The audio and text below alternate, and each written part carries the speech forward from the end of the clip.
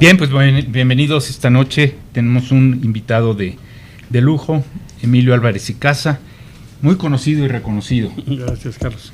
Un hombre de fácil y de rica oratoria, ex senador de la República, egresado de nuestra máxima casa de estudios, la Universidad Nacional Autónoma de México, sociólogo, un combativo sociólogo. Ha sido miembro de varias organizaciones civiles, miembro de la Comisión Interamericana de Derechos Humanos, presidente de la Comisión de Derechos Humanos en el Distrito Federal, entonces Distrito Federal, consejero electoral, representante del PRD en el Legislativo y comentarista ya permanente en varios medios electrónicos de nuestro país. Emilio, un privilegio que estés hoy con nosotros. Carlos, qué gusto saludarte. Muchas gracias. Licenciado, ¿algo antes de solicitar la palabra del senador? Nada, bueno, pues únicamente, Emilio, agradecerte tu presencia. Estas mesas las estamos haciendo quincenalmente, aunque últimamente han sido semanalmente, pero nos estamos enriqueciendo mucho con presencias como la tuya. Yo te agradezco que estés por aquí con nosotros. Muchas gracias. Así que bienvenido también. Con grande alegría. Gracias. Senador, ojalá y nos puedas regalar un contexto general por el que atraviesa nuestro país a partir del 2 de junio. Y si es posible, un tentativo pronóstico para el cierre de sexenio. ¿Cómo no? Y del año. Ya. Bueno, pues muchas gracias. Es una alegría, ¿no? Yo creo que estos tiempos requieren de inteligencia colectiva. Requieren de encontrarnos, de reflexionar, de evaluar y de proyectar. O sea, honestamente son tiempos complicados. Yo no sé ustedes, pero en las últimas semanas, cuando alguien me pregunta ¿cómo estás?, yo contesto en lo personal bien, en el país de la fregada, ¿no? Con un ánimo muy preocupado. Y muy preocupado porque toma forma varias de las preocupaciones que advertimos en la campaña, que advertimos en el Senado, que advertimos tiempo atrás. Y es un fenómeno, para comentarlo de lo general a lo particular, que no sucede solo en México, pero esta es nuestra casa. Entonces ponemos especial y particular intención por lo que aquí sucede. Estamos en un tiempo donde la democracia está fuera de moda y la apuesta sustantiva que hicimos está en crisis. Hace pues ya 40, 50 años, voy a dibujarlo en la caída del muro de Berlín, en 89. Cuando cae el muro, esencialmente la lectura era que el futuro civilizatorio era la democracia. Hoy creo que no podemos afirmar eso con la misma vehemencia. Y no solo lo digo por México, nada más hay que dar una peinadita en el mundo. Estados Unidos está en una profunda crisis. Lo que nosotros vivimos acá en materia de polarización y desencuentro, allá es multiplicado por el tamaño de su economía. Lo que vivimos acá es cosa menor con respecto a lo que ya pasa, también por su propia historia. Pero vean lo que pasa en Europa, ¿no? La caída del muro y tenía también el correlato de la creación de la apuesta civilizatoria de la Unión Europea. No hubo finalmente constitución de la Unión Europea, se salió el Reino Unido de la Unión Europea, y una parte muy importante de los gobiernos que están tomando poder en la Unión Europea son reacciones en contra de ese modelo. Ya no me detengo en China y Rusia, ¿no? Y lo que estamos viendo en el fenómeno global es esta tendencia de gobiernos nacional populistas, que tiene una característica muy especial. Los gobiernos de ese corte son gobiernos que utilizan la democracia para llegar al poder, pero destruyen la democracia una vez en el poder.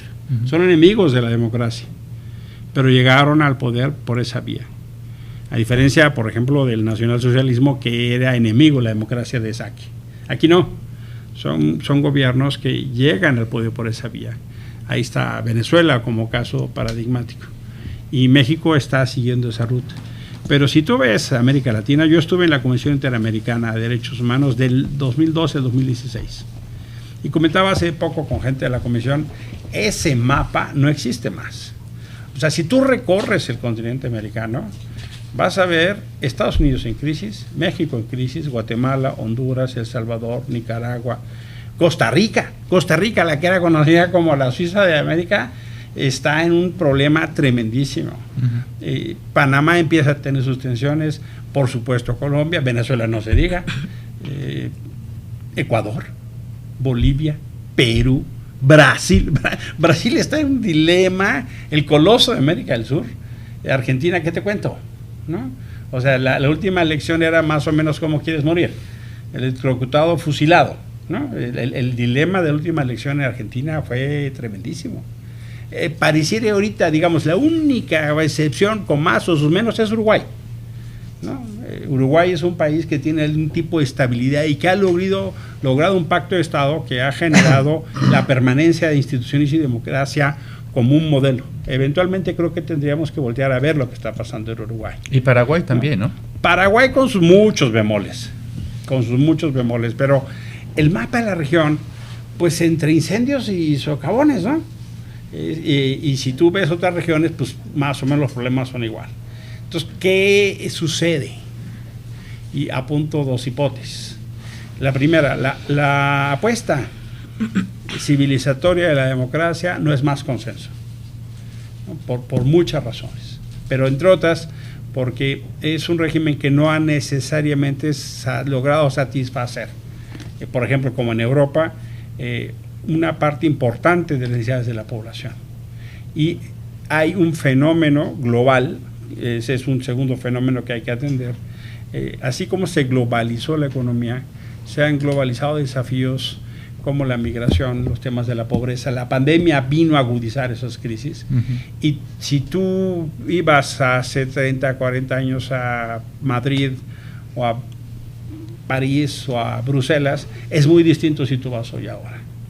La presencia tan destacada de población migrante, de gente que viene de las antiguas colonias, que hoy le cobran a Europa el coloniaje, ¿no? Y los europeos están con una enorme preocupación, con un sentimiento antimigrante, como empieza a surgir en México, cosa que aquí no existía. Aquí no existía un sentimiento antimigrante, pero en los últimos años empieza un sentimiento xenófobo impresionante.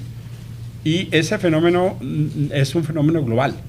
El fenómeno del déficit norte-sur está tomando cada vez más tensiones. Y en ese fenómeno, la democracia no solo no demostró ser un régimen eficaz para garantizar derechos sociales, sino también para combatir la corrupción y la impunidad.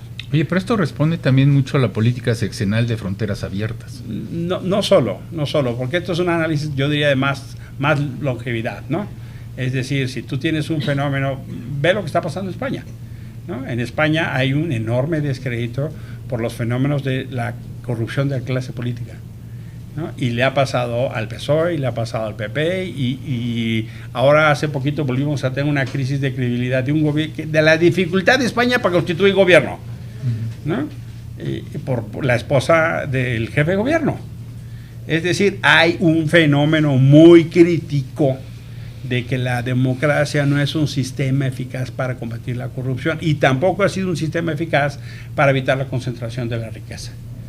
Ese fenómeno sí ha tomado una discusión muy importante en términos de cómo encontramos un sistema eficaz para garantizar no solo la disminución de las desigualdades, sino la generación de oportunidades para otros. Ve lo que está pasando en Estados Unidos. En Estados Unidos, cuando fue la crisis del 2008-2009, surgió todo este movimiento contra el 1%, ¿no? Porque tenías una enorme cantidad de gente muy rica, cada vez más rica, ¿no? Y gente que en Estados Unidos estaba moviendo a la pobreza. Ese mismo fenómeno pasó en Europa. Tuvieron la Unión Europea, pero el fenómeno de que los ricos se hacen cada vez más ricos ha sido un fenómeno global. En los últimos 30 años, la acumulación de la riqueza por las grandes empresas o los grandes millonarios no se ha detenido. Al contrario, México es un ejemplo. Y curiosamente la pandemia agudizó ese fenómeno. La pandemia generó, sí, un fenómeno de oportunidad para mucha gente. No todos sufrimos igual, ¿eh? Es que hicieron negocio con la muerte. Con la muerte, ve lo que pasó con la industria digital y con todo el fenómeno del e-commerce, ¿no? El comercio digital. O sea, ve Amazon. Amazon creció, pero hasta tanto así que está haciendo exploraciones privadas al espacio. O sea, ya tiene su propia plataforma, ¿no? SpaceX. ¿Qué es lo que quiero decir? Lo que quiero decir es que el paradigma de la democracia está en crisis. Bueno, pero también, Emilio, hay que entender que la dinámica social se trastocó con la pandemia porque empezamos con el home office, con la tecnología. No empezamos, se agudizó. Se agudizó. Se agudizó. O sea, lo que la pandemia vino a hacer es agudizar fenómenos que ya estaban. Lo que la pandemia hizo fue tumbar el telón y dejarnos desnudos. Lo que ya teníamos. No es cosa que no tuviéramos.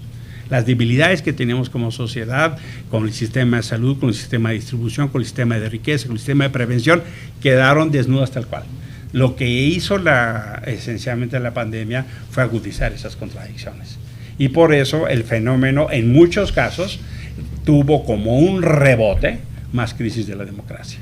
Entonces, lo que estamos viendo en general es que es un momento muy propicio para líderes antisistémicos, líderes outsiders, líderes que dicen, no, pues yo soy de afuera, yo no soy como esto, yo no soy responsable de esta corrupción, yo no soy responsable de esto. Cuando Trump tomó la primera posesión, lo que fue a decir ahí en el mall en Washington, delante de todo el establishment, fue a decir, yo no soy de estos, ¿eh? Eso fue lo que fue a decir. Y tenía ahí a Obama, y tenía a los senadores, y tenía... el fenómeno de los outsiders es un fenómeno. Macron se puede explicar así. Y ve lo que está pasando con muchos gobernantes en América Latina. O sea, López Obrador es un poco esa historia, la región 4 de esa historia. Ve a Bukele, ve a Bolsonaro. El fenómeno, cómo respondieron los argentinos cuando vino la crisis de principios de los 2000, que se vayan todos. Y fue cuando llegó el kirchnerismo. Entonces, lo que está pasando es este fenómeno tan notable. Lo que quiero dejar como idea principal es la crisis de la democracia como paradigma civilizatorio. Ya no me meto en temas de Chile, China y Rusia, porque eso se cuecen aparte, ¿no? Pero India, que esos tres, pues es la mitad del mundo, ¿no? Ya India tiene más gente que China. Entonces, pero pues, en realidad nuestro mapa de discusión política tiene un peso específico muy importante por la economía china, pero no necesariamente se mueve en ese paradigma desde que estábamos discutiendo el paradigma de la democracia. ¿Qué es lo que está pasando entonces? Que sí estamos viendo la posibilidad del retroceso, en particular regional y localmente, de todas esas cosas que habíamos construido. Todos los organismos multilaterales, de las cuales México era un factotum, porque encontró México en los organismos multilaterales el espacio y dignidad con el vecino grande Gandaya del Norte. Cuando México quería tener un espacio de significación, lo hacía en Naciones Unidas o en la OEA, porque la bilateral siempre gana el grande. O sea, las negociaciones bilaterales, ve lo que pasó con la renegociación del TEMEC. México perdió. Es más, te lo digo desde el Senado, nos hicieron votar 2 veces el TEMEC antes de que lo votara una vez en Estados Unidos. 2 veces lo votó México, no una, 2. Y fuimos el primero. ¿Por qué? Porque nos mandan el acuerdo, les propusimos que se les rechazara y que el gobierno entrante utilizara el pretexto del nuevo Congreso para repisar temas que hoy son crisis. Porque en el TLC se dejaron temas estratégicos fuera, la primera versión. Petróleo, energía, electricidad, farmacéuticos, automotriz, se dejaron fuera con ciertas salvaguardas. Vino Trump, exigió la revisión y eso se metió en la negociación. Le dijimos a este gobierno, aprovecha el nuevo gobierno y detén la negociación, échale la culpa al Congreso. Ah, no, solícitos, lo aprobaron la primera. ¿Y qué pasó en Estados Unidos? Pasó en Estados Unidos que los demócratas ganaron la mayoría de la Cámara de Representantes en el ínterin. Y los demócratas sentaron a la mesa a sus aliados trabajadores, a la FLCO. Y los demócratas dijeron, no, hace 20 años ustedes nos dijeron que iban a revisar las condiciones laborales de México para que no se fueran los trabajadores, los trabajos allá. Y ustedes no han hecho nada. Y yo tengo que quedar bien con mi público. Entonces, ¿qué hicieron? Volvieron a abrir la negociación por la puerta de atrás. Sentaron a los trabajadores, a los sindicatos de Estados Unidos y renegociaron el TLC y dijeron, aquí hay un nuevo adendum. Y le dijeron a México, tienes que volverlo a votar. Pronto y solícito, el gobierno de López Obrador Lo sometió, 2 veces votamos, Carlos. ¿Y por qué se dejaron? Y fue Morena, la mayoría. O sea, desde hace 6 años hay una mayoría en este país. Y puede uno tener o no gusto, pero esas cosas se resuelven por votación. A ver. Termino la idea. Uh-huh. El fenómeno del TMEC significa que México pierde con los grandes, como Guatemala pierde con México, como Paraguay pierde con Brasil.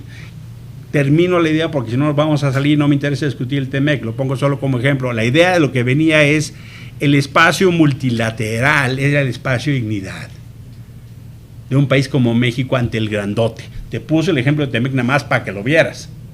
Y México tenía en Naciones Unidas y en los organismos multilaterales un enorme prestigio. ¿Qué pasa ahora con los organismos multilaterales?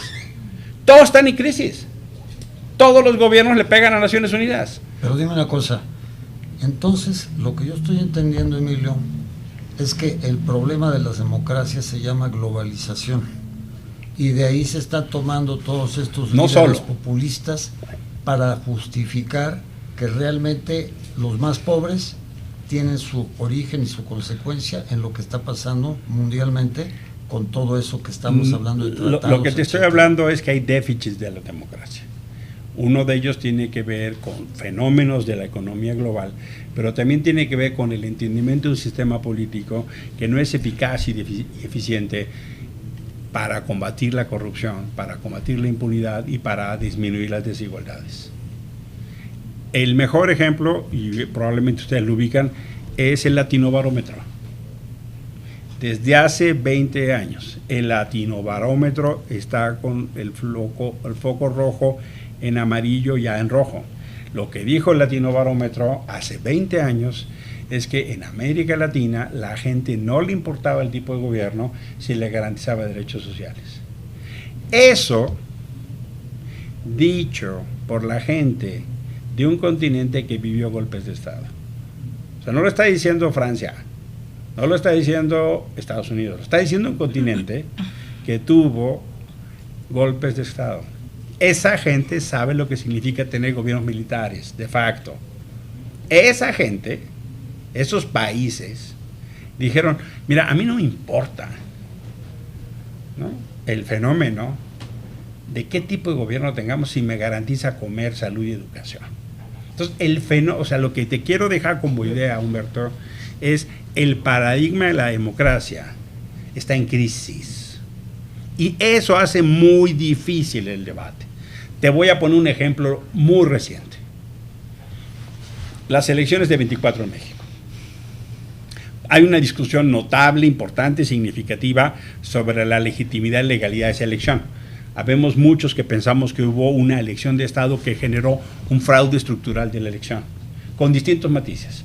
Pero el Financiero hizo una pregunta a la salida del éxito, de la votación. Del 100% de los votantes, solo el 24% le interesaba votar por la democracia.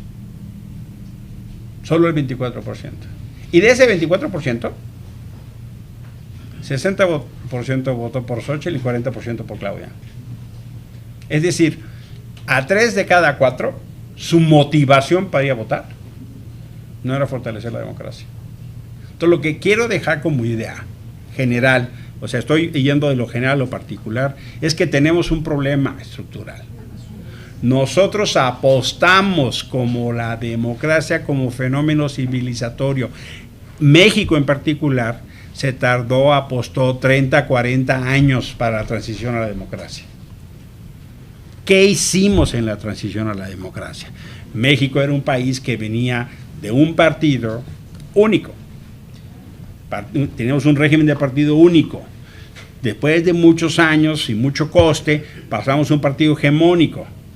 Y luego pasamos a un partido mayoritario. Y luego pasamos a un sistema de partidos deficitario, pinchón, no muy bueno, pero sistema de partidos. Y hoy regresamos a un sistema no de partido único, pero sí de partido hegemónico. Entonces, ¿y qué hicimos en la transición a la democracia? Porque en ese caso México es paradigmático. Esencialmente fue ponerle distintos límites al poder. ¿Cómo le pusimos límites al poder?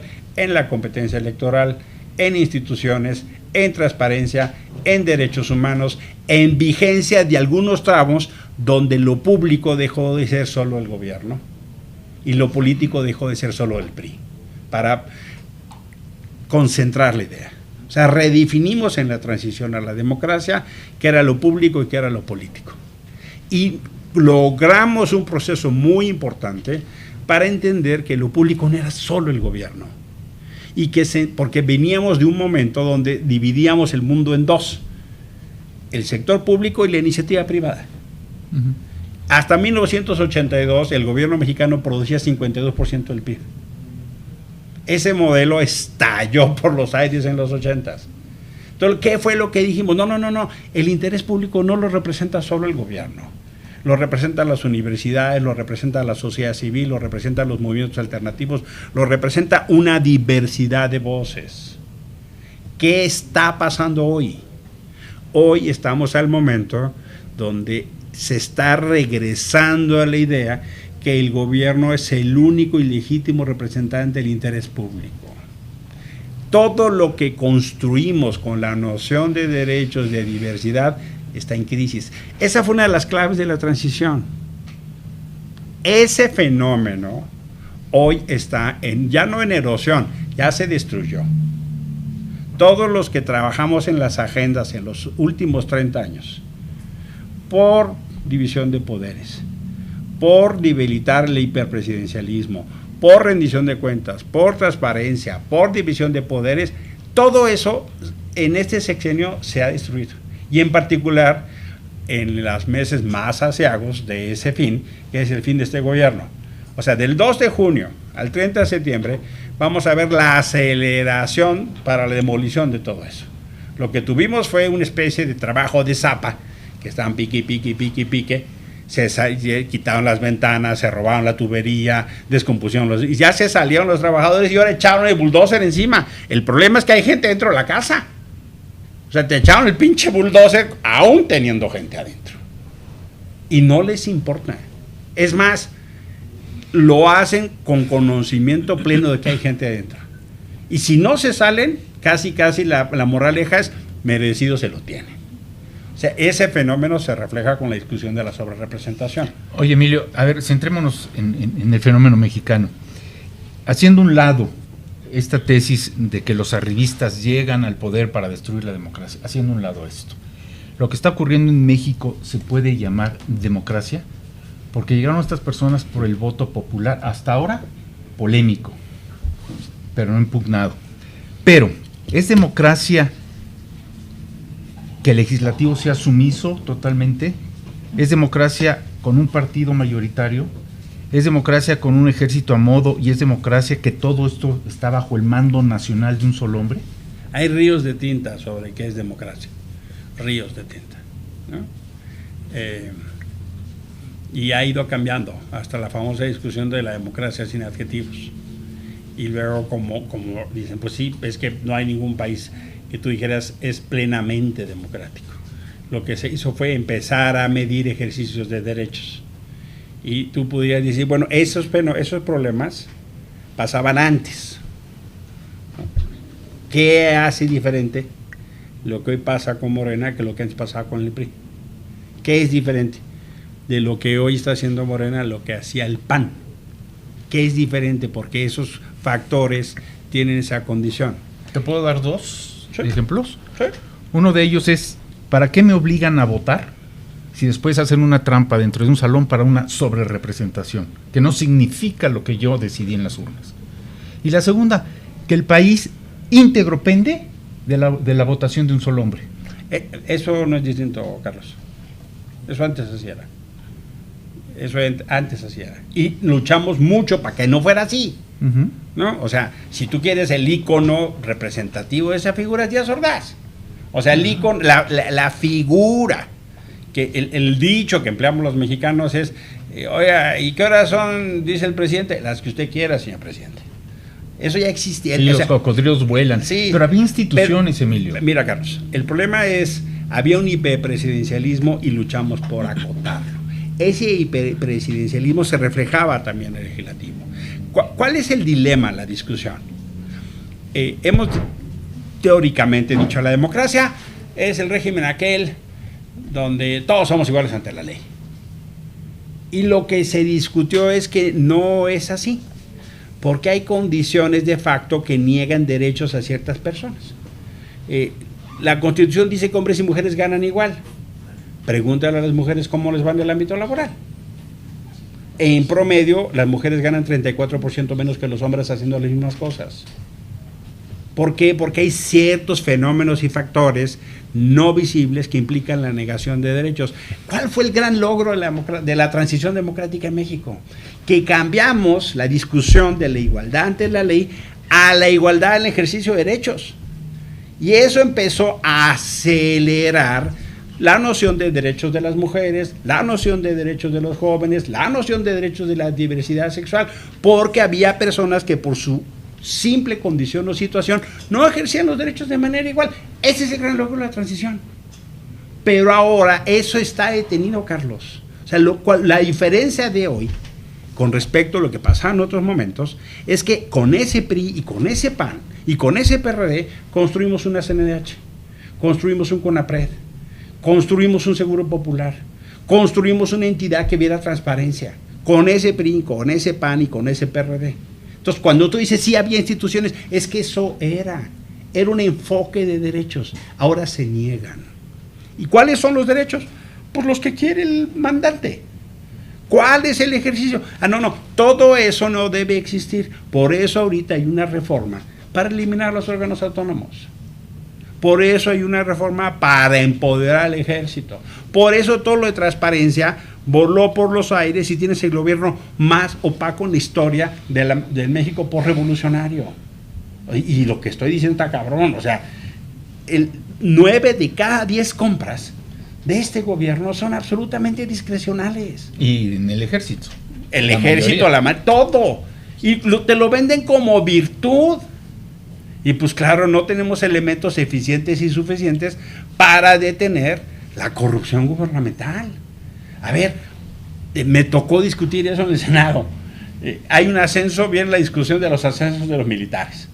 No te los dan así como ventanilla de trámite para que nada más los votes.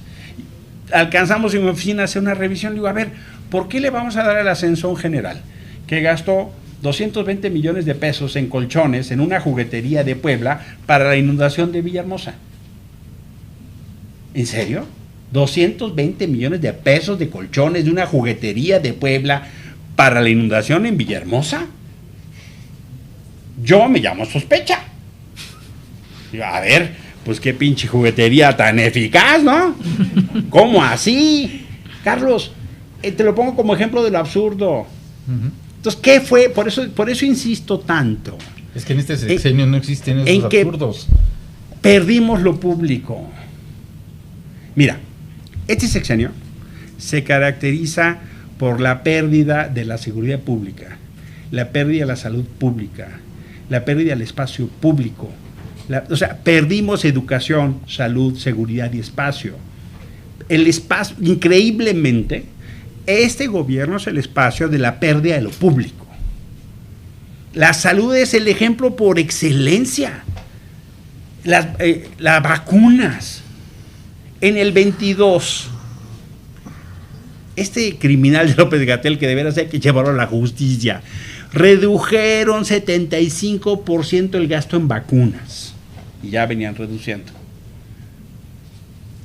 Y hubo un subejercicio del 75%.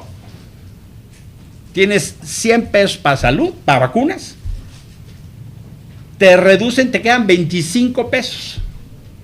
Y de esos 25, no ejerces el 75%, Carlos, en vacunas. Enfermedades que ya habíamos erradicado regresaron. Yo fui a la escuela pública primaria y me tocó ver compañeros con polio. Y mi escuela estaba enfrente de un hospital, enfrente del hospital 20 de noviembre en la avenida Coyoacán. Y llegaban las enfermeras con campañas y nos vacunaban, te formaban y tómala, barbón. ¿No? Mis hijas crecieron sin compañeros con polio. La generación de mis hijas no conoce la polio.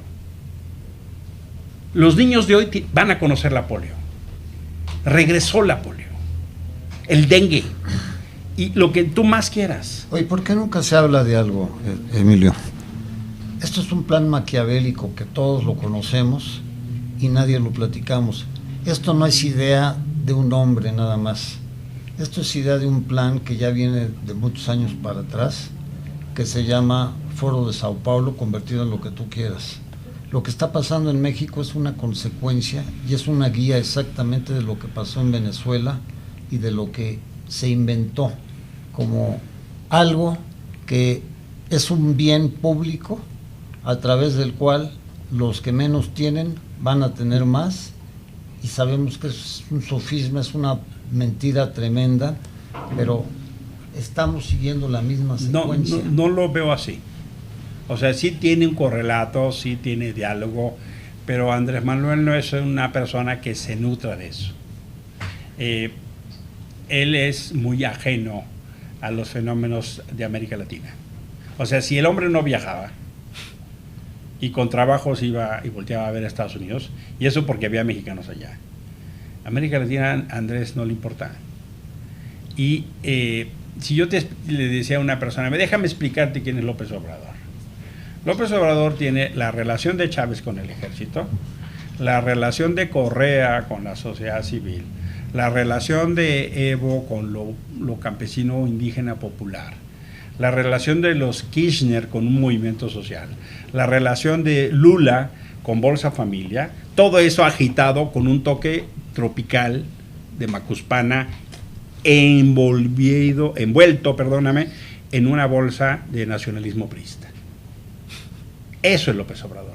Pero López Obrador no es la figura aquella que está siguiendo el manualito del Foro de Sao Paulo. Sí, el Foro de Sao Paulo, sí. No es de Sao Paulo, es... Bueno. No es Sao Paulo, es... Bueno, este plan de América del Sur, pues. ¿Cuál? ¿El grupo de Puebla? No sé. No. La que tú dijiste ahorita. Foro de Sao Paulo es el Bueno, que yo te dije. pongamos el Foro de Sao Paulo. No. O sea, claro que tiene correlato, claro que hay gente morena que voltea a ver. Yo lo veo ahí. como una secuencia que ha venido construyendo él para destruir. Así es como yo lo he visto durante estos 6 años. Y lo que te quiero no es que no haya vasos comunicantes. O sea, si los primeros y únicos que felicitan la reforma judicial son Maduro y Cuba, dices, Dios guarde, ¿no? O sea, dime con quién andas y te diré cómo eres. Y cuando ves a los médicos cubanos acá y cuando ves que López Obrador tiene cantidad de privilegios para con Venezuela, por supuesto que sí, que son sus aliados. Y por supuesto que vamos, en correlato similar, Humberto. Pero yo creo que Andrés tiene particulares fenómenos que se cuecen aparte en la lógica del PRI de los 70s. O sea, no, lo que yo pienso que Andrés está intentando es reconstituir eso. Entonces, no digo que no tenga elementos a considerar, ver algunas de las cosas que tomaron en los libros de educación de texto, pero la segunda idea que yo les quiero decir es, este sexenio fue el sexenio de la pérdida de lo público.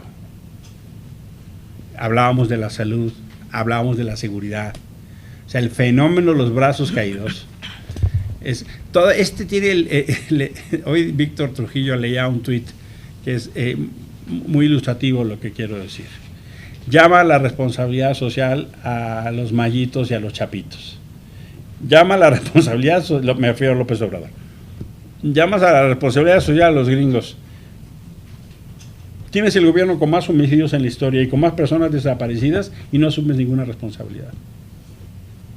O sea, la estrategia de López Obrador en materia de seguridad es un absoluto desastre. Y ve, por favor, la educación. Yo toda mi vida estudié en la escuela pública. Y como dirían los clásicos, yo soy hijo de la educación pública, laica y gratuita.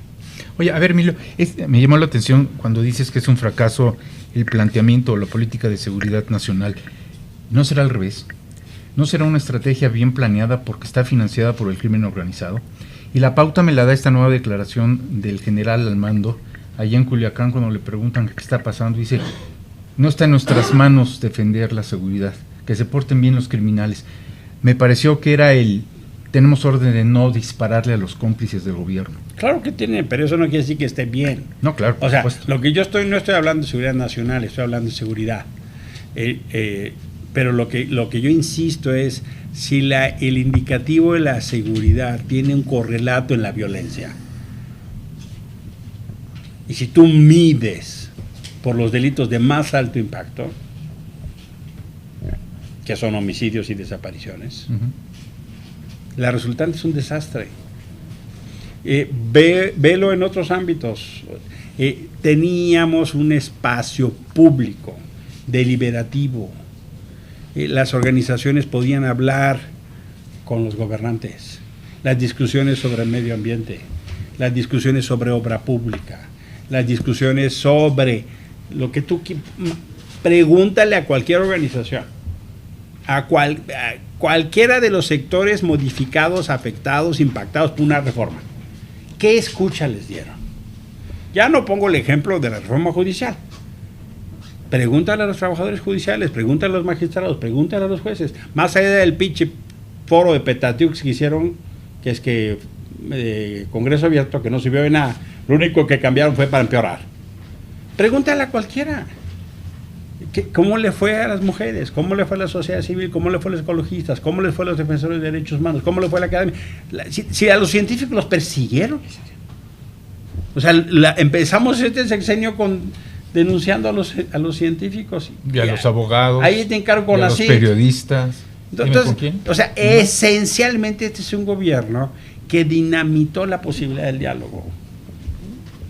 A eso es a lo que yo me refiero como pérdida del espacio público. Y el espacio público fue llenado, apoderado, ultrajado por las mañaneras. Todos estos diagnósticos son reales, pero esencialmente lo que pasó es un fenómeno de trastocamiento de la discusión pública. Y la agenda pública estuvo conducida no por lo que pasa en Culiacán, sino dicen que eso es una sobreexageración, cuando la gente lleva una semana sin salir de sus casas y solo va a los supermercados. El fenómeno entonces, que eso es parte de lo que yo creo que tenemos que repensar, cómo recomponemos lo público. O sea, lo que habíamos intentado era acotar esas cosas que nos gustaba del poder extremo. ¿Por qué es tan dañina la reforma judicial? Porque dinamita por los aires la carrera judicial. Lo que estábamos haciendo a nivel federal y estatales, con las debilidades y si quieres, dificultades y retrasos, era una carrera fundada en méritos, con las dificultades que tú quieras. Estamos tratando de construir un servicio de carrera. Eso voló por los aires. Oye, Emilio, mira, aquí pues como tú sabes, está Patricia Aguayo, está Reinaldo por el lado del Poder Judicial de la Federación, está Telia, está Silvia, está Jazmín por el lado de lo que es el Tribunal Superior de Justicia del Distrito Federal, y realmente cada uno de ellos ha tenido una lucha y tiene una lucha junto con muchos ciudadanos que estamos dentro de esa misma lid tratando de construir algo. Tú ves que estamos entonces tirando patadas de ahogado ante este hombre y que lo que nos viene es irreversible y que en última instancia, pues yo lo que te preguntaría, ¿qué sigue con esta señora que va a entrar al poder y qué obviamente esperas para México en los próximos años? A ver, yo no, esa es una premisa que yo no comparto, ¿no? La premisa de que no se puede hacer nada y que la salida de la resignación, esa no es mi premisa. Gracias por decirlo. Y creo que quien tenga esa premisa está equivocado. Pues está equivocado, con todo respeto, ¿no? Yo lo que pienso es, este marco que yo doy de diagnóstico no es para lamernos las heridas, es para tener conciencia de dónde estamos parados. Y sobre eso, poder empezar a construir algo nuevo que nos permita enfrentar este régimen. Y cuando digo enfrentar este régimen, lo digo con toda intención, y no estoy jugando a la palabra de enfrentar este gobierno, es enfrentar el régimen. Y para construir se Y, requiere unidad. Y ¿Estás ese de acuerdo? régimen tiene que ver justamente con la negación de derechos y la imposición de una sola narrativa y la negación de libertades. Por eso creo que es tan importante los liderazgos y protagonismos que hemos visto en los últimos momentos. Las mujeres han tenido un liderazgo fundamental en estos años. Hay que escuchar lo que tienen que decir las mujeres. Cuando yo iba en el CCH, cerramos una vez la escuela, el CCH Sur, porque había una huelga y no nos recuperaban clases. Y nuestro pleito era si había más libros, más máquinas de escribir, más clases, ¿no? Y la ganamos. Jamás en la vida me hubiera pasado, como hoy sucede, que cierran las escuelas por casos de acoso. Hay escuelas públicas y privadas que por un caso de acoso las cierran. Lo pongo solo como ejemplo de las nuevas agendas, no los nuevos problemas. El tema del acoso es milenario. Cualquier mujer puede dar horas de testimonio de lo que ha vivido. Las mujeres de esta ciudad tienen que escoger cómo se van a vestir en función del transporte que van a usar. Si usan transporte público, se visten de una manera y van a la guerra y listas al madrazo. Y si usan un transporte privado, pues entonces tal vez usen falda. Pregúntenle a cualquier mujer. Entonces, el fenómeno protagonismo de la mujer lo veo como una clara lógica. El fenómeno de la discusión de los jóvenes, cómo entienden, cómo ven, cómo se apropian, es otra cosa. Es sus entendimientos de la vida en pareja, del futuro, de lo que es hoy, es otra cosa. El fenómeno de cómo salieron en este movimiento del tema de la reforma judicial, pues es muy inspirador. Lo que hicieron las y los trabajadores de los poderes judiciales y las y los magistrados es muy revelador porque jamás habían salido y dieron una muestra importantísima de dignidad. Entonces yo veo que hay semillas de resistencia para organizar eso.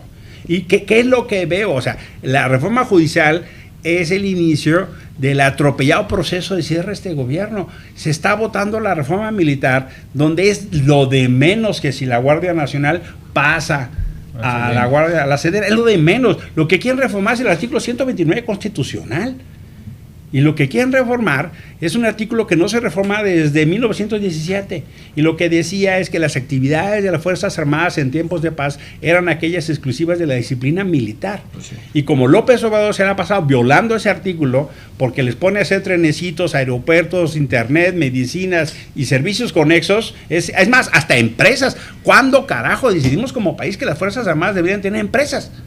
Bueno, pues para resolver ese problema van a reformar el 129. Y el 129 lo van a decir que las Fuerzas Armadas pueden hacer todo lo contenido en la Constitución y las leyes que de ella emanan. O sea, toditito lo que se refiere al orden público. Eso es militarización atómica. Ríete de la Guardia Nacional. Ríete. Y ni siquiera está en la advertencia del debate como debería significar. Nosotros sabemos, América Latina sabe cuando tienes ejércitos empoderados. Lo que ha pasado en este sexenio es un fenómeno que pasó en América del Sur, que cuando hubo golpes de Estado, los militares se quedaron con parte de las rentas nacionales y generó una élite empresarial militar. Eso no existe en México. Hoy sí existe una élite empresarial militar en México. Hoy tú asociaste a los militares al poder económico. Ese fenómeno sí es profundamente amenazante. Sí es profundamente amenazante. ¿Qué es lo que viene? Por eso creo que es fundamental que entendamos qué es lo que vamos a enfrentar. Y no para tenerle miedo irnos a nuestra casita. Hay gente que dice, no, aquí ya no se puede nada, vámonos.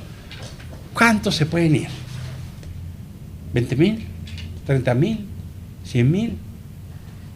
No hay país B. No hay país B. No nos podemos ir de México. No podemos. Lo que yo creo es que la gente tiene que entender es que en la medida que nos callemos, lo que ellos intentan es aplastarnos, que nos callemos, que obedezcamos y que aplaudamos.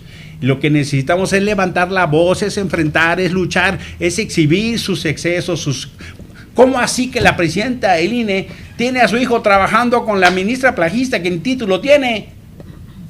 Como si fuera normal, y todavía nos quieren dar clases de ética. O sea, por eso es tan importante el debate público, exhibir esas cosas, porque eso va a minar la legitimidad. Morena no se da cuenta, ni López Obrador, que los excesos, literalmente delitos que cometieron para construir la mayoría de la reforma judicial, es la derrota ética y la legitimidad de su movimiento. En el 18, todo el tiempo presumían la legitimidad. El cierre de López Obrador, utilizando gas lacrimógeno en contra de estudiantes y trabajadores y cometiendo delitos para construir una mayoría, es la derrota de su legitimidad.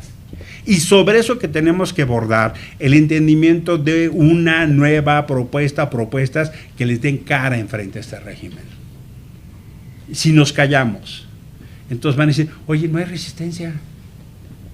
Si en una casa el chico llega a la cartera del papá y le toma 100 pesos y el papá no dice nada, pues al día siguiente va y toma 200 y el papá no dice nada.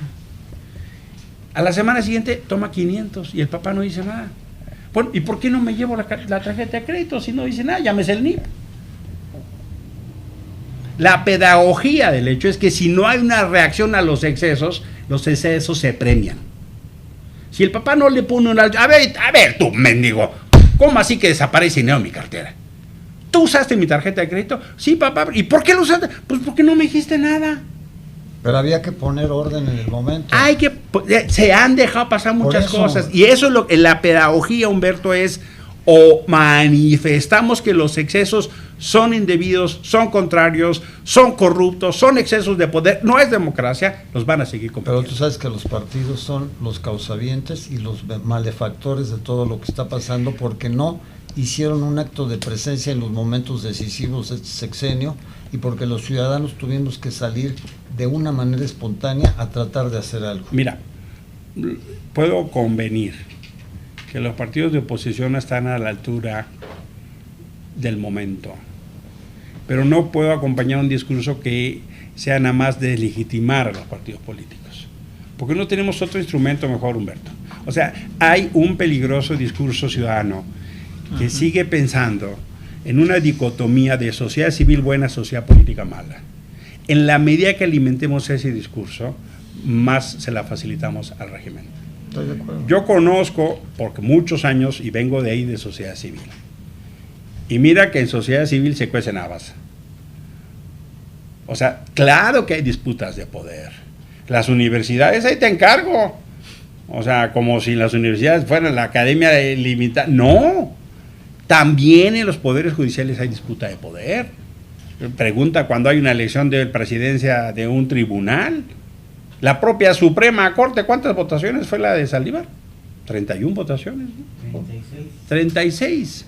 Es decir, lo que quiero decir es, no alimentemos la dicotomía sociedad civil buena, sociedad política mala.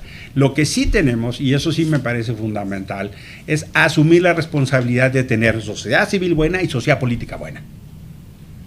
Eso es lo que tenemos, en mi opinión. Y sí, estoy absolutamente claro que no hemos tenido los partidos políticos a la altura. O sea, lo que vimos en la votación de la reforma judicial fue obsceno. Pero fue obsceno de los dos lados de la ecuación. Yo discutía el lunes con Azucena Uresti. Estoy en un programa. Y hice una relación muy elaborada de los delitos que cometió este pinche gobierno. Que si extorsión, que si amenaza, que si se... Y me dice, está bien, me dice Azucena. Tienes razón, Emilio. Pero también hazte cargo que los partidos de oposición presentaron a personas extorsionables. Porque yo discutí el caso de Daniel Barreda, el senador de Campeche, de Movimiento Ciudadano. O sea, ¿cómo es posible que este señor se haya escondido o se haya quedado en el juzgado y haya aceptado que un senador de la República se queda sin teléfono? Yo tomo el avión, me subo a la tribuna y armo un desmadre. Me le paro encima al porro de Noroña.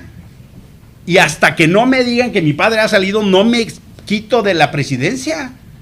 Y utilizo la tribuna, el fuero de senador, el recurso de senador, porque no soy yo en la representación, yo represento. Quien está ahí representa. Es hacer patente el verbo representar. Es hacer presente. Yo represento. Hago la presentación de los que me depositaron la confianza. Me dice, sí, eso hubieras hecho tú. Pero el problema es que postularon extorsionables. Entonces sale Yunes ejemplo. Pues claro. Y cuando ves que Marco, en lugar de discutir, hacer una discusión de Estado, se pone, es que cuando fuimos a la parroquia, y es que me pediste para tu hija, y tu cuñada, y tú no... La discusión no era Yunes Cortés. Era su decisión. La discusión era de la República. Claro. La discusión era sobre lo que estaba jugando. No es que me traiciones a mí, Marco. ¿Cómo me traicionas? No, traicionas a los no sé cuántos cientos de miles de personas que votaron por ti en Veracruz. O sea, tú estás traicionando a la República. Y decía es que viola mi derecho al libre voto. Maestro, tú representas a la gente, votó por ti para que los enfrentaras. Y ahora ya está Yunes, hijo, tomándose fotos con Sheinbaum. En la más obscena de los cinismos y los pactos, que la gente dice, maestro, ¿dónde vomito? Préstame una cubeta.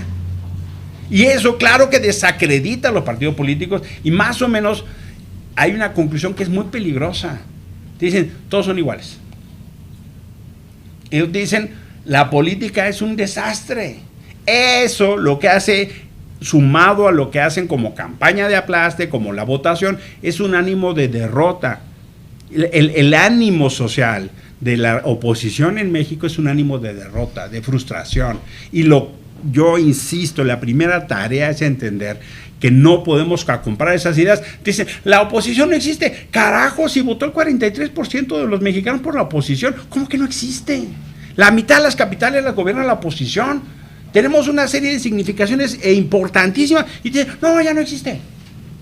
¿Cómo que no existe? Entonces, lo primero que tenemos que hacer es no comprar esa narrativa de que la oposición está... Marcos hace pendejadas, mi francés, perdón, pero se explica, ¿no? Pero Marco no es la oposición. El señor tiene sus limitaciones, pero él no es la oposición. No es el 43% de las personas que dijeron, yo no quiero esto. O los que con su voto no votaron y dijeron, ni uno ni otro, o lo que tú quieras. El 40% de las personas de ese país que podían votar no votaron. ¿Y no es porque los ciudadanos estamos pensando en la construcción de un nuevo partido político que no tenga nada que ver con los anteriores? Pues estamos hartos de ellos. Yo soy de esos, Humberto. Pues yo también. Yo soy de esos porque yo me hago 2 ejercicios. A ver, vamos a llegar al 27. Y tú vas a tener en la boleta, como opciones opositoras, PRI, PAN y MC. ¿Te emociona? No. A mí no. A mí no. Segundo dilema. Si la ley no cambia, esa ventana se abre ahora o dentro de 6 años. Si la ley sigue, como sigue, la única posibilidad para construir nuevas fuerzas, nuevas expresiones, nuevas opciones, es el 25. Y si no, hasta el 31. ¿Nos vamos a quedar 6 años viendo? Yo no. No, claro que no. Yo no. Y te voy a pintar el peor escenario. Yo soy de los que quiere que organicemos, no quiero organizar, quiero que organicemos algo nuevo, de forma y de fondo. ¿Cuál puede ser el peor resultado? Que no tengamos el registro.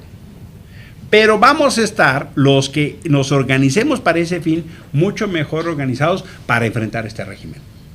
Nacional, organizativa, narrativa y políticamente.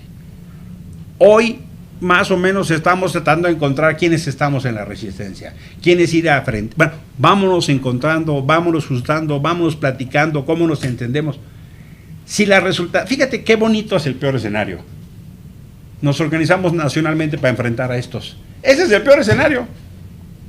El mejor escenario es que logramos construir entre todas y todas algo nuevo para enfrentar a esto. Entonces, si me dices, oye, Emilio, ¿vale la pena? Claro que sí. Y mira, eso no quiere decir que no desconozco que hay gente dentro de los 3 partidos de oposición valiosa. Conozco gente del PAN muy valiosa. Conozco gente del PRI que ha dado su vida al PRI y los reconozco. Y conozco gente del MC que merece mis respetos. Eso me gusta por sus formas y sus fondos. No me gusta. No me gusta. Por eso estamos todos, yo creo que habemos muchos ciudadanos, Emilio, tú lo sabes, que estamos buscando construir algo con nuestras reservas, con nuestras posibilidades, pero que en última instancia sabemos que lo que necesitamos es conjugarnos en una fuerza que realmente cubra la unidad que se necesita para que podamos hacer una resistencia a este gobierno. Tenemos que ser una unidad, pero tenemos que ser una unidad bajo premisas de diversidad. No podemos equivocar. Estás hablando de ser inclusivos. Lo que estoy hablando es de no pensar que unidad es uniformidad. Claro. Lo que tenemos que hacer son el entendimiento de un pacto con base de derechos. Y un pacto con base de derechos es que caben distintas visiones.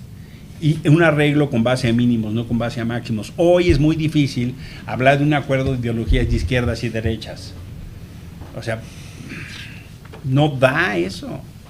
Da una visión de causas.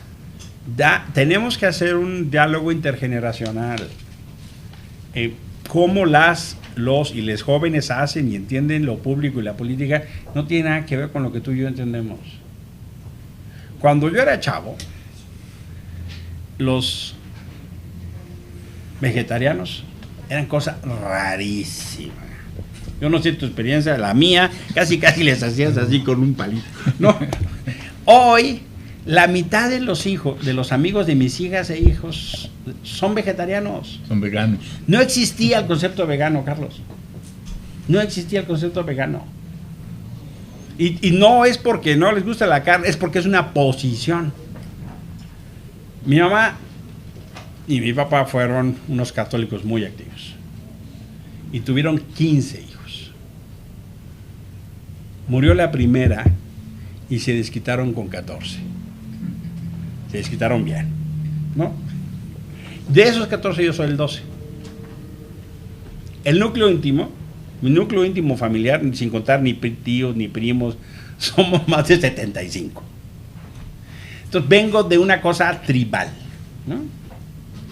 Cuando platico con una de mis hijas, la conversación empieza por decir, papá, tener hijos ahorita es irresponsable.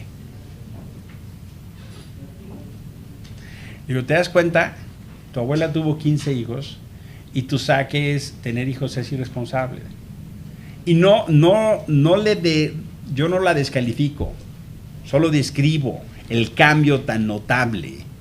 Y tiene toda un entendimiento y una posición ante el momento que le toca vivir. Y dices, uy, si yo estuviera en su edad, tal vez. Dice, papá, ¿cómo crees? ¿Que no estás viendo lo que pasa con el mundo? ¿Que no estás viendo con lo que pasa con el agua?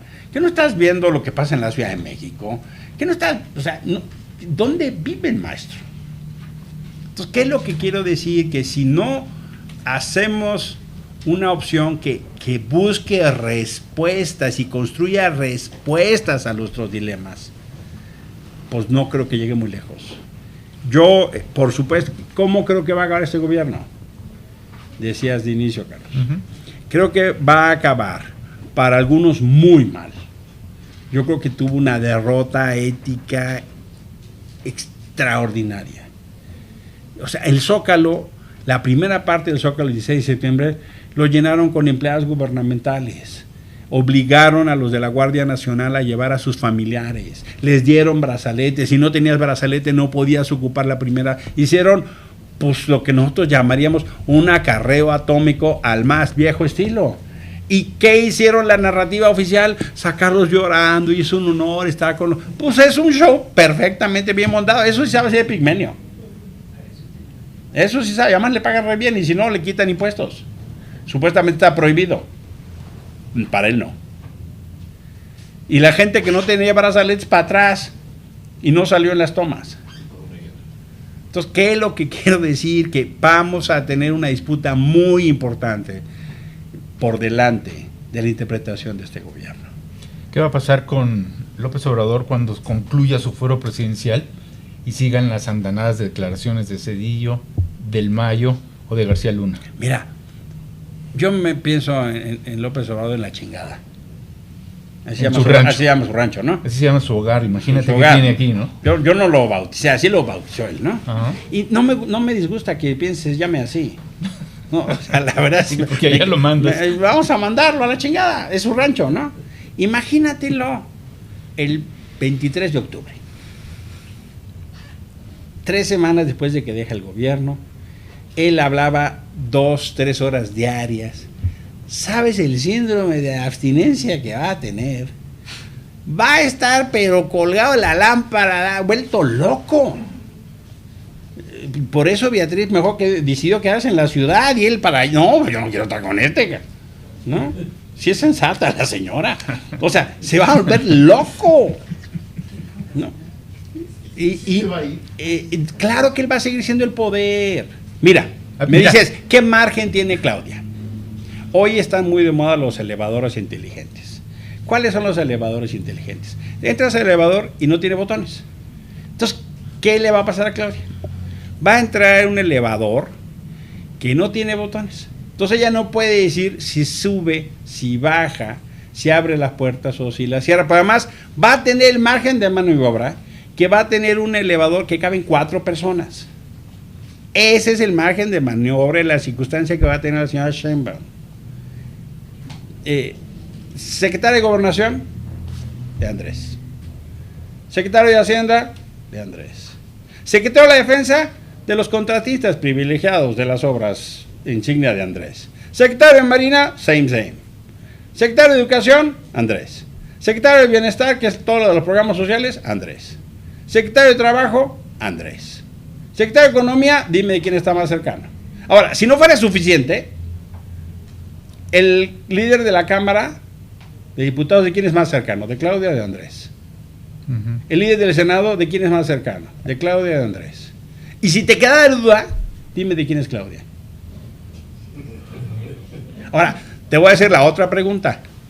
Dime 3 integrantes del gabinete claudistas. García Harfuch, yo 1. creo que es el único. La de Conacid, Rosaura, 2.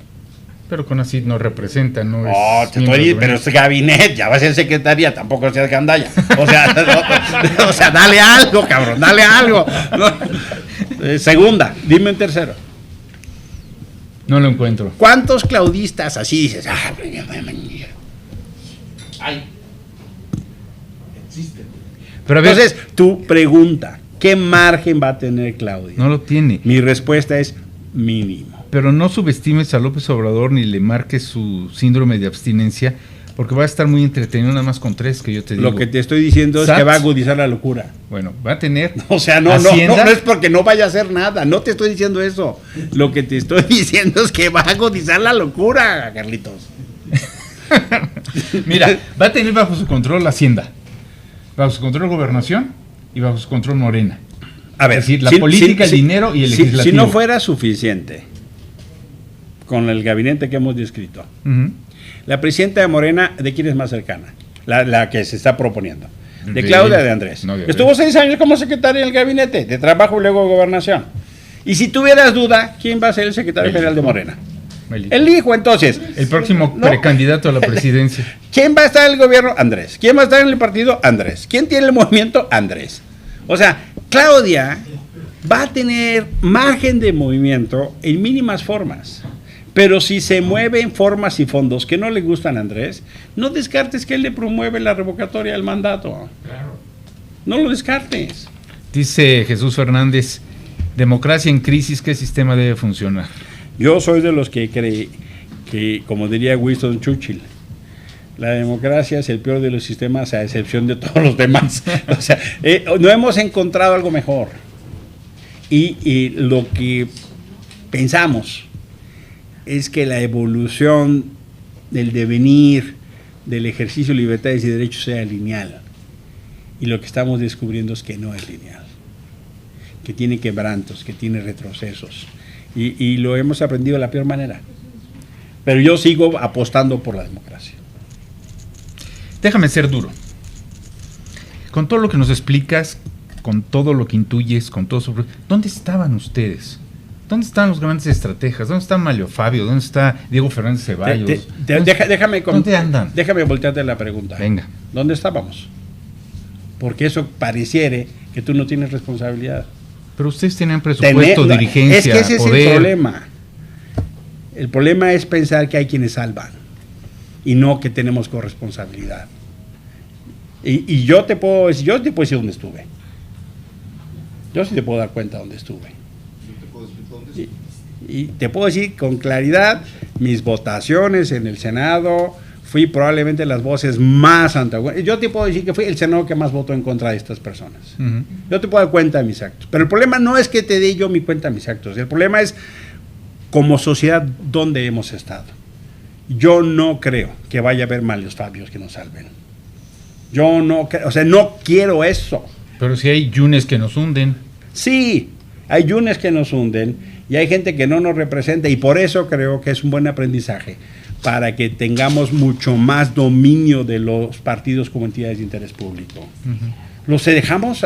Mira, el problema es que los partidos en México pasamos de un sistema de partidos a un sistema de partidos con dueño. MC tiene dueño, PT tiene dueño, Verde tiene dueño, Morena tiene dueño. El PRI intentó tener dueño, parece que anda peleando, pero está en la misma. El PAN no tiene dueños, tiene dueños. Y el PRD tuvo dueños y lo destruyeron. Entonces, tenemos que pasar a un fenómeno de... Yo sí creo que uno de los aprendizajes de este sexenio es que tenemos que entender que necesitamos construir como sociedad. Dice Lo que a mí Maribel, me gustó de la Marea Rosa uh-huh, es esa irrupción colectiva. antes había sido Marcha Blanca. También. Y fuimos pirurris. Pero logramos muchos cambios. Hubo gobiernos sensibles a eso. Logramos hacer leyes e instituciones. Uh-huh. Los errores de los partidos gobernantes llevaron al 18. Hay que hacerse cargo. El problema es que no se hicieron cargo de eso, Carlos. Y creo que hay que aprender la dolorosa lección. O sea, a veces tengo la sensación que algunos de mis colegas no han tocado fondo. ¿En qué sentido? Los partidos políticos, los liderazgos de los partidos políticos. Es que no hay liderazgos. Sí hay, pero no han tocado fondo. Mira, es que tampoco pueden decir que no hay si al final de cuentas 43% de la gente votaron por ellos. Por eso lo entiendo, pero no me digas que el líder nacional en este momento es Dante Delgado o Marco Cortés o Alito. Ninguno. A ver, puede no gustarte, puede no gustarme, pero el discurso de que no hay líderes es lo que Morena dice. No hay oposición. ¿Y tú crees que con ellos sí hay oposición? Te lo voy a decir. ¿Dónde están los chuchos? Yo quisiera. Te lo voy a decir de esta manera. Hay múltiples oposiciones, Carlos. Hay múltiples oposiciones, no solo los líderes de los partidos. Regreso a mi hipótesis. Hubo expresiones sociales muy importantes que detuvieron cosas. El mejor expresión es el feminismo. Y hubo fenómenos importantes de irrupción ciudadana. Yo creo que la ruta país hubiera sido la destrucción mucho más acelerada si en noviembre del 21 gana el plan B. ¿Por qué no ganó el plan B? Porque salimos los ciudadanos y las ciudadanas a detenerlo. Y los rebasamos de tal manera los partidos que tuvieron que ponerse a la altura. Cuando eso pasó, los partidos no se hablaban, los liderazgos de los partidos no se hablaban.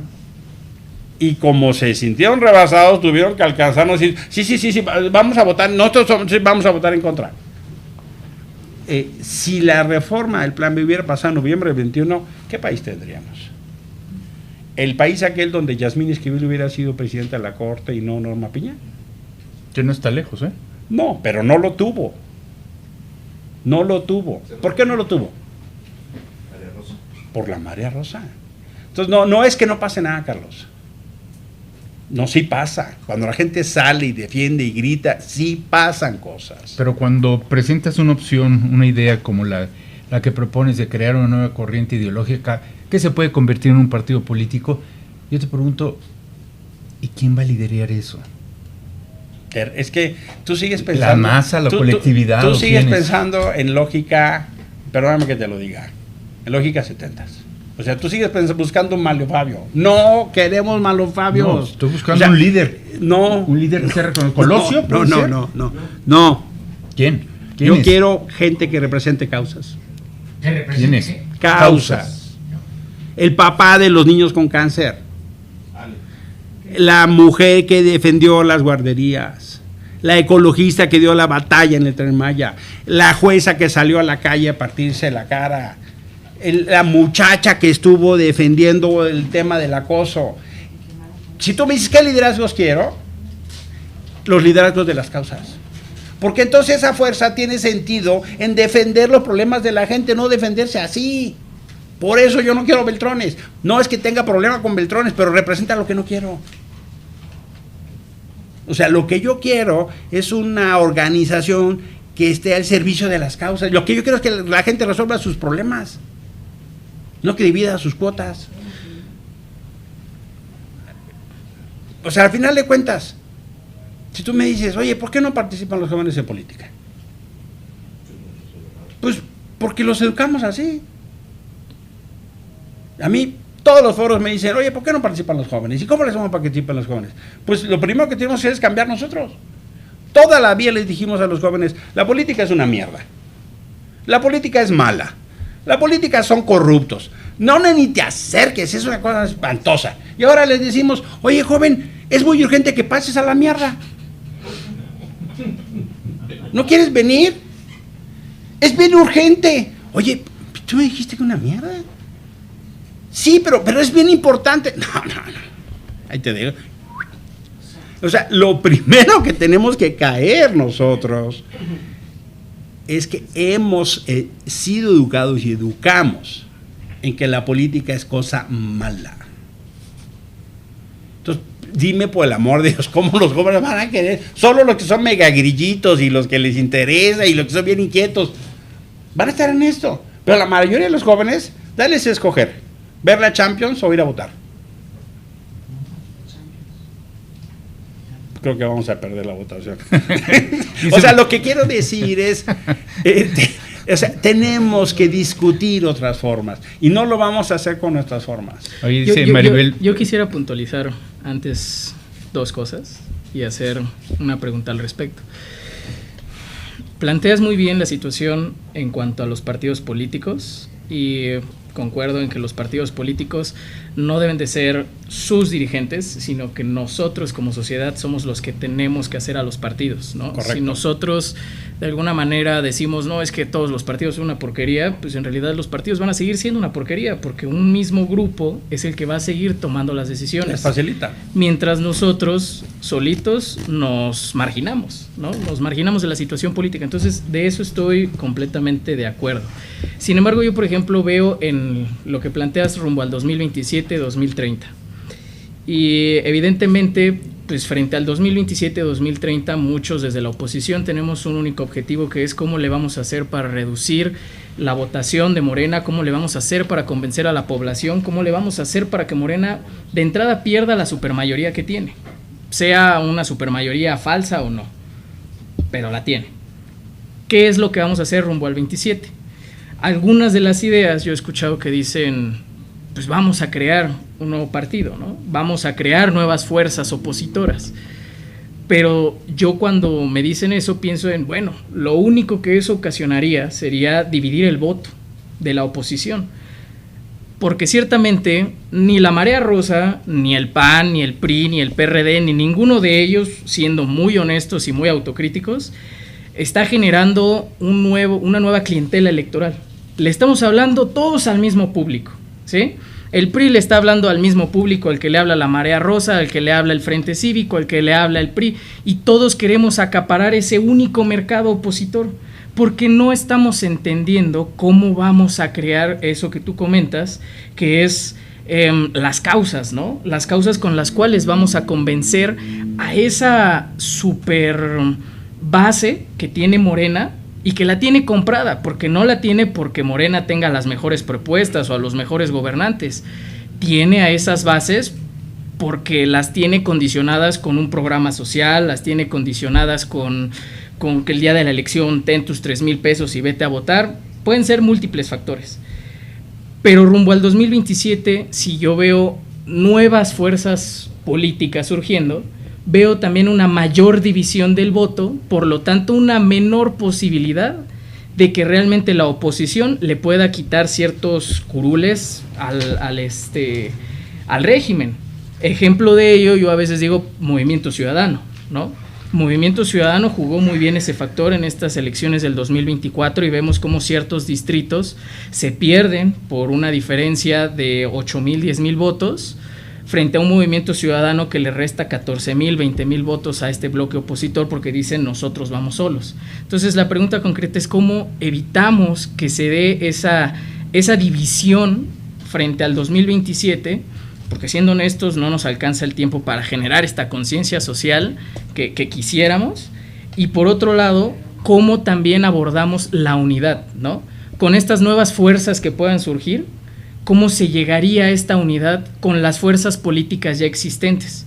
Tomando en cuenta que muchos probablemente van a querer seguir su camino solos, después de los resultados que obtuvieron en el 2024. Okay. Tu diagnóstico yo no lo comparto. O sea, tú crees que se le habla al mismo público. No sé de dónde sacas esa afirmación. No la comparto y creo que no tiene sustento. Al contrario, creo que hay espacios muy importantes, diferenciados incluso a sectores a los que hay que llegar. Y no creo que signifiquen lo mismo. Y no creo que se disputen lo mismo. Si esa afirmación, que yo creo que no tiene sustento, no se actualiza, una parte importante de lo que estás diciendo no se actualiza. Por otra parte, el dilema que tenemos es cómo hacemos de los partidos entidades de interés público. Entonces, si tú me dices a mí, oye Emilio, ¿tú vas a dar la batalla dentro del PAN? Yo no. ¿Vas a dar la batalla dentro del PRI? Yo no. ¿Vas a dar la batalla dentro del MC? Yo no. Que lo hagan sus militantes. O sea, sí tenemos que hacer un dilema de exigencia democrática que los partidos sean entidades de interés público. Hay un secuestro. Ahora bien, ¿vamos a dar esa batalla? Yo digo, mira, honestamente, yo voy a dedicar mis esfuerzos a intentar hacer una cosa distinta. Pero no distinta de nombre, sino de cómo se construye, que era un poco lo que yo trataba de convencer a Carlos. ¿Qué está en juego el 27? Está en juego la Cámara, ¿no? Entonces, perfectamente tú puedes, si no acuerdos de forma, acuerdos de facto. ¿En qué distritos somos competitivos? ¿En qué distritos no? ¿En qué distrito te puedo yo competir? ¿En qué distrito no te puedo competir? Pero si tú me dices, oye, ¿qué certeza tengo yo de que no va a haber otro Yunes? Otro Daniel Barreda. ¿Tú los tienes? Otro Chucho.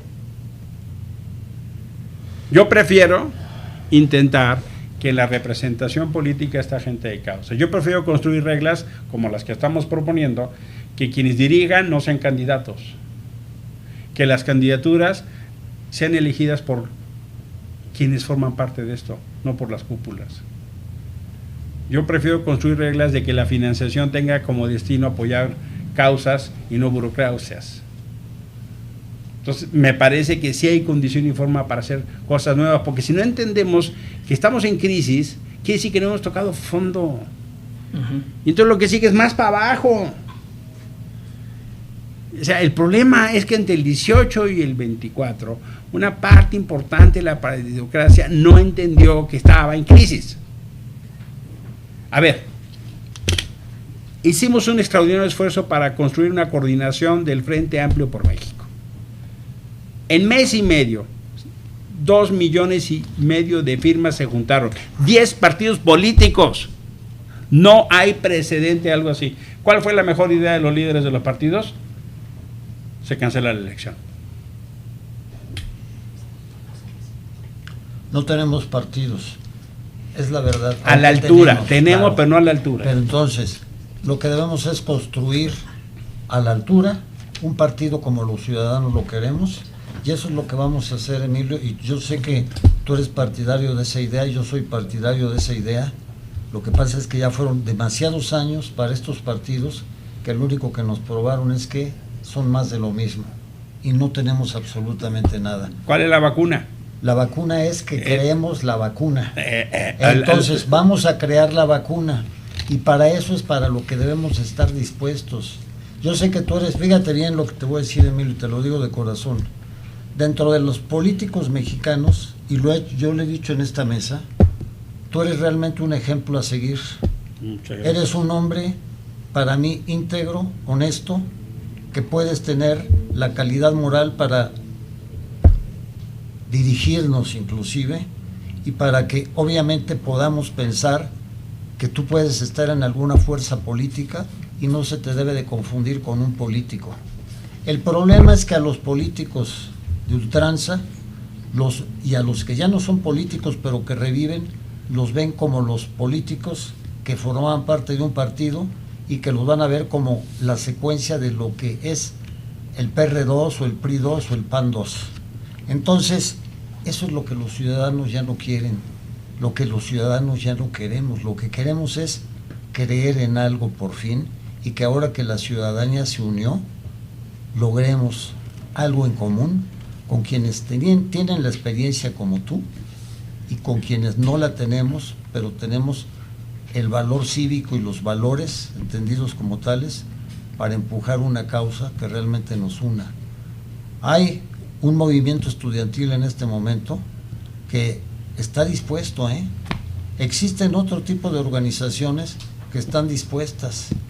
Lo que no podemos ver es que existan líderes que en última instancia cambian de giro y empiezan bien y terminan mal. Ese es el problema. Entonces, estamos hartos de eso. Pues claro. Así que aquí en esta mesa, con lo poco que hemos podido construir, te aseguro que hay quienes están dispuestos hasta dar más de lo que tú crees por una causa que realmente nos lleve a ese objetivo que pretendemos. Emilio, tú tienes una bandera que se llama Tu Historia. No le vais a decir que piensa como en los 70 porque te está destapando como líder, ¿eh? No. Es que no escuchó mi argumentación. Si no lo escuchó. Quiero decirle algo, Emilio.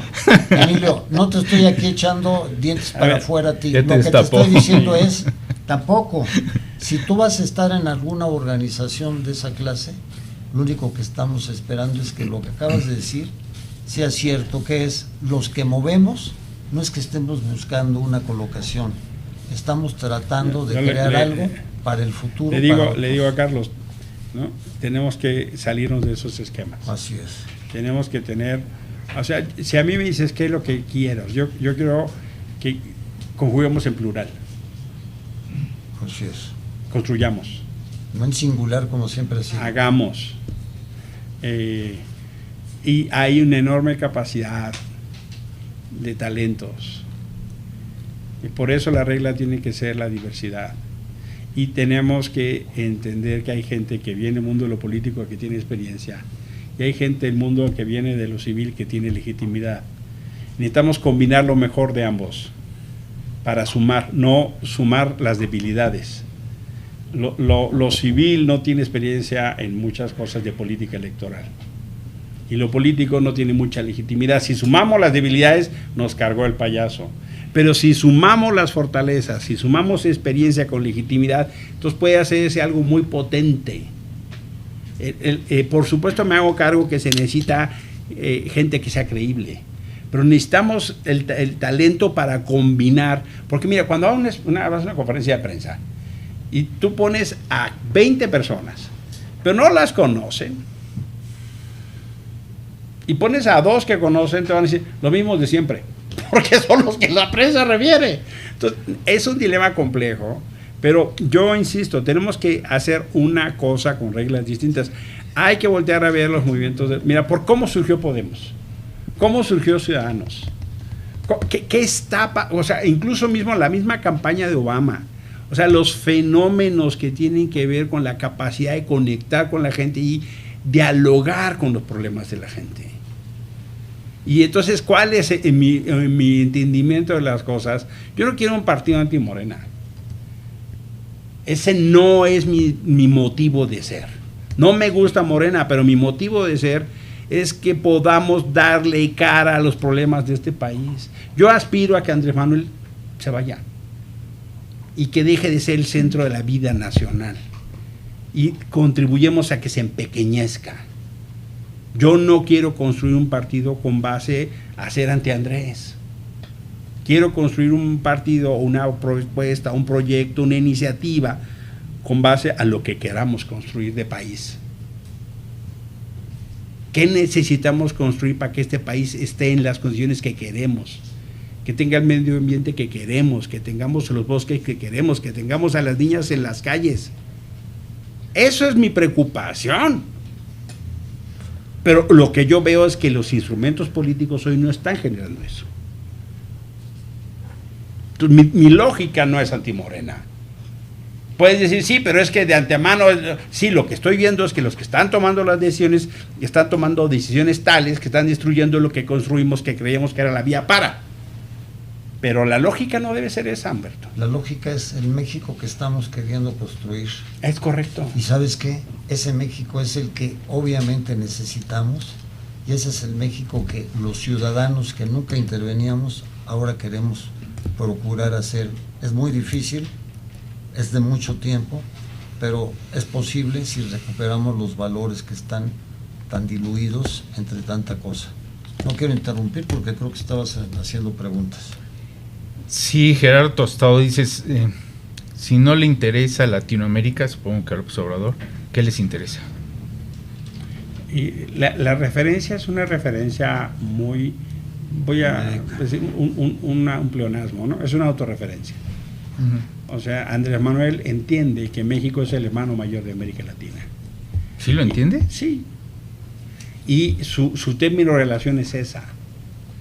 O sea, lo que él cree es que ese es el término de referencia. Él nunca fue a América Latina. Todos los latinoamericanos vinieron a México. Bueno, los trajo asilados, ¿no? No solo. Todos los presidentes de América Latina vinieron a México. Andrés no fue a ninguna.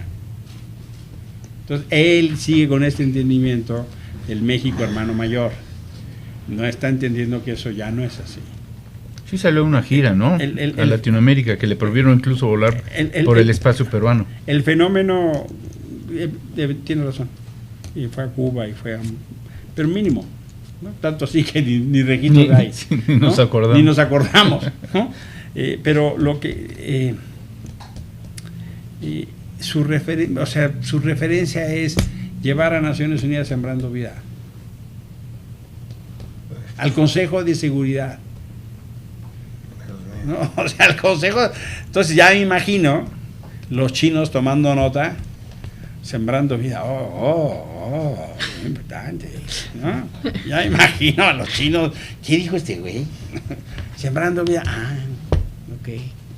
O sea, no, honestamente no creo. O sea, el liderazgo internacional de México está absolutamente socavado. Pero es su estrategia, Emilio, porque lo que él propone, y lo ha hecho, es autonombrarse candidato al Premio Nobel de la Paz. Un psicópata sí tiene que pensar. Mira, Sí.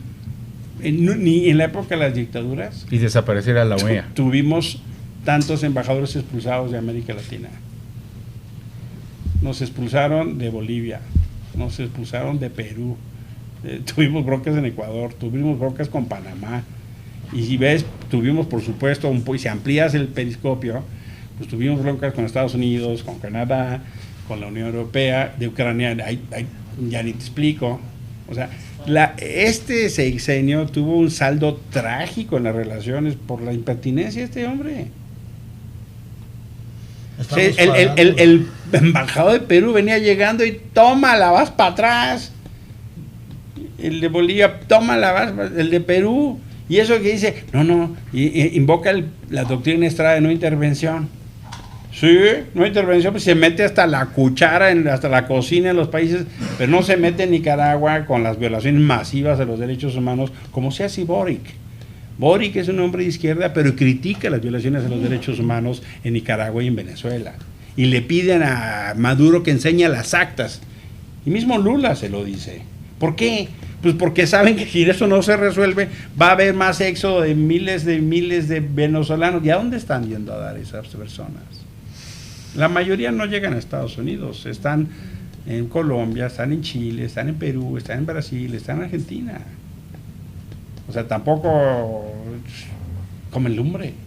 Oye, Emilio, pero este sexenio va a cerrar con pausa en relaciones diplomáticas con España, con Estados Unidos, con Canadá, en conflicto con Ecuador y ruptura de relaciones con Perú. Suavecito te la pongo. ¿No? ¿Te recuerdas de algún récord parecido? No, ninguno. ¿Mm? ¿Y con qué premian Ebrard? Después de haberse doblado por el asunto de la migración con Trump, con la Secretaría de Economía, después de que él denunció públicamente a Sheinbaum de estafadora en las encuestas internas para que le impusieran ahí en él. Pues sí, porque ahí no importa, o sea, no importa que hayas hecho, lo que importa es a quién le aplaudes. ¿O que escondes? Pues es un pacto de impunidades. Impunidades. Es un pacto de impunidad, pero por eso no importa que hayas hecho, sino a quién le aplaudes. Le aplaudes a Andrés, le aplaudes a Claudia, venga. No importa lo que hayas hecho. La purificación de la 4T no importa, o sea, no les importa la justicia, les importa la complicidad. O sea, si Morena está lleno de PRI, PAN y PRD. O sea, revisa por favor la lista de gobernadores. Ya vas a encontrar tal vez 2 o 3 que no venían Puros expriistas. del PRI y PAN. Es lo que le decía, está llena de PRI. Sí, Punto. ¿no? ¿Y por qué? Pues porque no, se arrodillaron. No importa lo que hayas hecho, si tú te arrodillas y juras lealtad, se te perdona. Entonces no es Como los no Murat, es como Kirin la Ordaz, justicia. como... Claro. O sea, tú entrega y jura lealtad y se te perdona. Sí, a mí me gustaría, retomando el tema de, bueno, hablando sobre el tema de Latinoamérica y ligándolo un poco a la posible creación de un nuevo partido político, etcétera, y también colgándome aquí de una pregunta que mandan, me gustaría conocer el panorama que hay en tanto que existe un vínculo evidente en toda la configuración del mapa político de América Latina, desde la configuración del Foro de Sao Paulo, del cual se mencionaba hace un rato. Si vemos el mapa político de América Latina de entonces, comparándolo con lo que mucha gente denomina el socialismo del siglo XXI, y con la llegada de Andrés Manuel en 2018 y la creación del Grupo de Puebla, podemos ver ahí un vínculo, ¿no? Que existe un hilo comunicante entre lo que se ha denominado también como la New Left y la nueva derecha, por ejemplo, ¿no? Entonces, aquí la pregunta concreta menciona que ¿qué usamos en vez de izquierda, derecha o centro?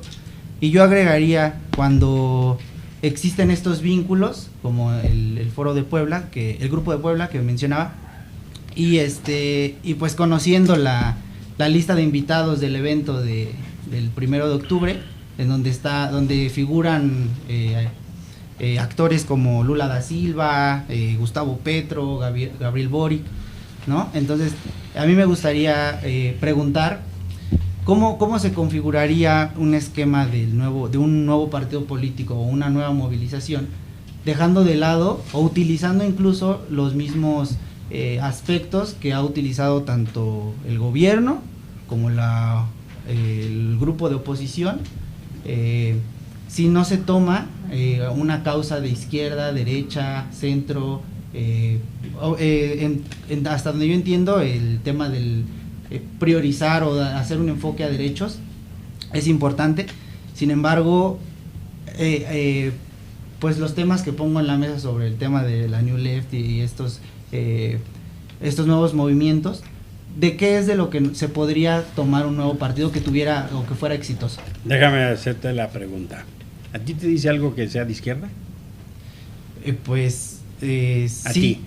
Para mí la izquierda no representa. ¿Te dice algo? Sí, claro, me dice 120 millones de muertos en el siglo XX, por ejemplo. ¿Pero a ti te convoca una iniciativa No, que diga? no, ¿Y a ti te convoca algo que diga, yo soy de derecha? Sí. Y dices, si es de derecha, yo lo voy a seguir. Sí, personalmente sí. De una nueva derecha. O sea, tú te convences con las ideologías de derecha e izquierda. ¿Es un esquema que te es suficiente?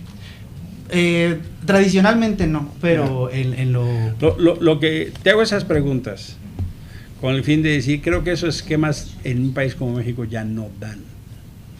Están tan desdibujadas las verdades ideológicas. Morena dice que es de izquierda y tiene la política económica más neoliberal que ha podido tener. Y dice, no es neoliberal porque tiene programas sociales. Por el amor de Dios. Ve nomás la película fiscal que ha tenido. El fenómeno de las ideologías puras y duras ya no da como para la construcción de una oferta, yo creo, que responda para que mucha gente salga a la calle. Y así si yo voy ahí con un partido socialista. Honestamente yo creo que no. No creo que la gente de tu generación salga en masa por eso.